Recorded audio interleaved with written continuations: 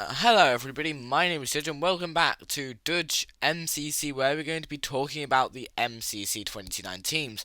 There's my initial reactions and thoughts. My predictions video will be coming later on this week, but I'm excited for that. So, let's start off with Red Rabbit. Sapnap, 5 Up, Jack Manifold and Eric. All pretty good players here. Jack Manifold is very, very well known for losing dodgeball every signal time. So I think this team has quite a bit of dodgeball potential, maybe not the best. Then we've got the Orange Ocelots, possibly one of the strongest teams in my opinion. We've got Filzer, Ryo, Rocky, Smallish Beans and Impulse SV. This is the highest average age for teams, I think.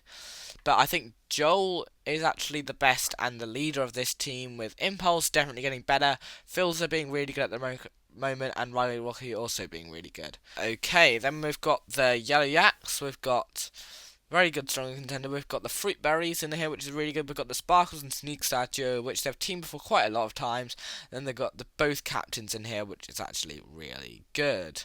Moving on to Lime Lavas. In my opinion, the best team of this event. We've got Pizza Hut, CPK, Karakorovus, and Solidarity. I'm not sure I pronounced the third one right, but I hope I did. Anyway, they've got Pizza Hut and Solidarity on Lime again, which means they're probably going to lose because they never win on Lime. Anyway, this is probably the best Lime possible team I think there could be. Pizza Hut being absolutely amazing.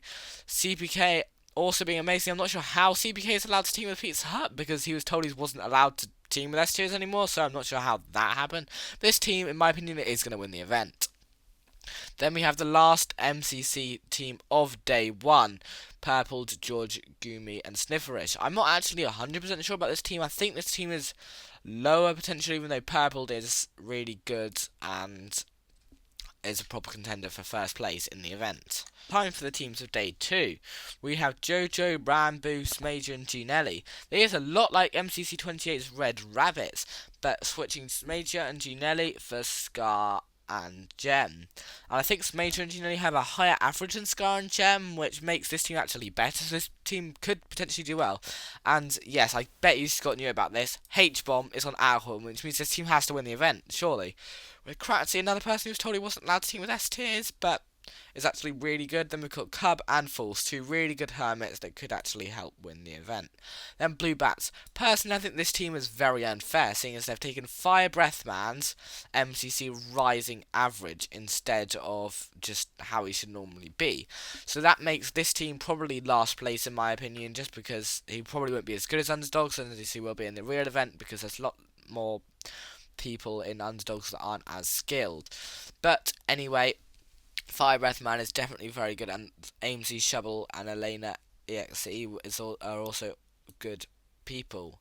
Then we have Purple, Puns, Foolish, Michael and Ponk. This is actually a pretty decent team, and I'd say could do quite well. I'm not sure about them getting the win, but they could do decently.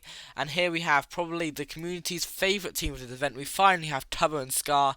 It's Antfrost, Tubbo, Beckymon and Scar. I think Tubbo and Scar have been requested a really lot, as Tubbo really likes Scar. Anyway, Antfrost there, who is a potential S tier who could definitely help them get the win. But I'm thinking this team might go for just having a good time over winning, but I'm not overly sure. Anyway, those are my opinions on this event so far, and I'll see you in the next one.